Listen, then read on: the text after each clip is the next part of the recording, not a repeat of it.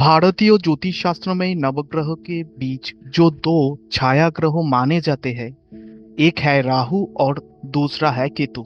पिछले क्लास में मैंने ज्योतिष शास्त्र के नवग्रह और अंग्रेजी शब्द प्लैनेट के बीच का अंतर समझाते समय राहु और केतु का नाम उल्लेख किया था। मैंने ये भी बताया था कि राहु और केतु के एग्जिस्टेंस पर कई लोग संदेह व्यक्त करते हैं। हालांकि ज्योतिष शास्त्र में इन दोनों ग्रहों को छाया ग्रहों कहा जाता है। आज की इस क्लास में हम एनिमेशन के माध्यम से इन्हीं दो छाया ग्रहों अर्थात राहु और केतु के बारे में सब कुछ जानेंगे। इसके साथ ही हम ये भी समझेंगे कि राहु केतु के कारण किस प्रकार चंद्र ग्रहण और सूर्य ग्रहण होता है। मुझे पूरा विश्वास है कि इस एनिमेटेड क्लास को देखने के बाद प्रत्येक भारतीय को ये सोचकर गर्व होगा कि भारतीय ज्योतिष शास्त्र कितना साइंटिफिक है और हमारे प्राचीन ऋषि मुनि कितने इंटेलिजेंट थे। इस क्लास के पहले भाग में हम एनिमेशन के माध्यम से और एस्ट्रोनॉमी की दृष्टि से जानेंगे कि राहु और केतु क्या है। ये है सौरमंडल का सूर्य। सूर्य को केंद्र में रखकर पृथ्वी अपनी इलेक्ट्रिकल कक्षा में इस प्रकार घूम रही है। फिर पृथ्वी को केंद्र मानकर चंद्रमा इस प्रकार परिक्रमा कर रहा है। जिस तल पर पृथ्वी सूर्य की परिक्रमा करती है उसे क्रांति वृत्त तल या इक्लिप्टिक प्लेन कहते हैं, और जिस तल पर चंद्रमा पृथ्वी की परिक्रमा करता है उसे लूनर ऑर्बिट प्लेन कहते हैं। अब ध्यान दीजिए, जिस तल पर पृथ्वी सूर्य की परिक्रमा करती है और जिस तल पर चंद्रमा पृथ्वी की परिक्रमा करता है, ये दोनों तल एक जैसे नहीं होते। ये दोनों तल एक दूसरे के साथ लगभग 5 डिग्री के कोण पर इस प्रकार स्थित होते हैं। ये दोनों तल आपस में इस तरह से छेद करते हैं और इन्हीं छेद बिंदुओं को राहु और केतु कहा जाता है। ध्यान से देखिए, राहु और केतु अंतरिक्ष में स्थित दो जियोमेट्रिकल पॉइंट है और ये एक दूसरे के बिल्कुल विपरीत अर्थात 180 डिग्री पर स्थित होते हैं। क्योंकि राहु और केतु केवल ज्योमेट्रिकल पॉइंट है, इसीलिए इन्हें ज्योतिष शास्त्र में छाया ग्रह कहा जाता है। अब हम एनिमेशन के माध्यम से समझेंगे कि राहु और केतु की स्थिति किस प्रकार चंद्र ग्रहण और सूर्य ग्रहण के लिए जिम्मेदार होती है। हम सभी जानते हैं कि सूर्य ग्रहण सिर्फ निश्चित अमावस्या के दिन ही होता है, जब सूर्य, चंद्रमा और पृथ्वी एक सीधी रेखा में इस प्रकार स्थित होते हैं। इसी तरह चंद्र ग्रहण सिर्फ निश्चित पूर्णिमा के दिन होता है, जब सूर्य, पृथ्वी और चंद्रमा एक सीधी रेखा में इस प्रकार स्थित होते हैं।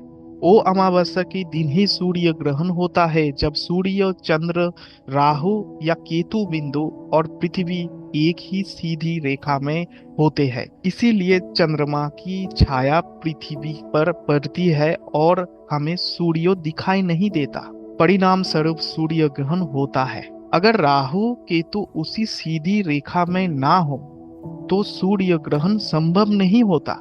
इसी तरह पूर्णिमा के समय सूर्य, पृथ्वी, चंद्र, राहु और केतु बिंदु एक ही सीधी रेखा में होते हैं। इस प्रक्रिया में पृथ्वी की छाया चंद्र पर बढ़ती है और हमें चंद्र का एक हिस्सा दिखाई नहीं देता, जिसके कारण चंद्र ग्रहण होता है। दरअसल राहु और केतु के इन्हीं ज्यामितीय बिंदु के वजह से ही ग्रहण होता है। अगर ये ना होते तो सूर्य ग्रहण या चंद्र ग्रहण कभी भी ना होता। एक और महत्वपूर्ण बात, चंद्र का कक्षपथ और पृथ्वी का कक्षपथ लगभग 5 डिग्री पर स्थित है और चंद्र का कक्षपथ स्थिर नहीं है। लगभग 18 साल में ये पृथ्वी के चारों तरफ एक बार घूमता है। इसी वजह से राहु और केतु की स्थिति समय के साथ बदलती रहती है। इसी कारण हर अमावस्या या हर पूर्णिमा पर ग्रहण नहीं होता। देखिए, ये एक पूर्णिमा का दिन है। यहाँ सूर्य, पृथ्वी और चंद्रमा एक ही सीधी रेखा में है, लेकिन राहु और केतु उस रेखा से दूर है, इसीलिए इस पूर्णिमा पर चंद्र ग्रहण नहीं होगा। वही बात अमावस्या के समय पर भी लागू होती है। अब जरा सोचिए, हमारे ऋषि मुनि कितने ज्ञानी थे। इतने कठिन विषय को उन्होंने राहु और केतु के चरित्रों के माध्यम से एक कहानी में समझाया, ताकि आम जनता उसे आसानी से समझ सके। इस संदर्भ में बताना जरूरी है कि प्राचीन काल में ऋषि मुनि कठिन से कठिन विषय को भी कहानी और चरित्रों के माध्यम से समझाते थे, ताकि आम लोग उसे लंबाई अवधि तक याद रख सके। अब अगर आपको आज की समय में राहु केतु की स्थिति या डिग्री देखनी है तो गूगल पर सर्च कीजिए अप्लाइड ज्योतिष। वह अप्लाइड ज्योतिष के होम पेज पर जाकर करेंट प्लैनेटरी पोजीशन टैब पर क्लिक कीजिए। यह आपको राहु और केतु की वर्तमान स्थिति पूरे डिग्री के साथ ही मिल जाएगी। यह ध्यान से देखिए, दो तरह के राहु केतु की स्थिति दिखाई जाती है। एक होती है ट्रू राहु केतु की पोजीशन और दूसरी होती है मीन राहु केतु की पोजीशन। अगर आप जानना चाहते हैं कि ट्रू राहु ट्रू केतु या मीन राहु मीन केतु से क्या मतलब है, तो जरूर कमेंट सेक्शन में कमेंट कीजिए। अगर कम से कम 50 लोग इस विषय पर कमेंट करते हैं तो मैं अगली क्लास में इस पर डिटेल में एक एनिमेटेड वीडियो पब्लिश करूंगा।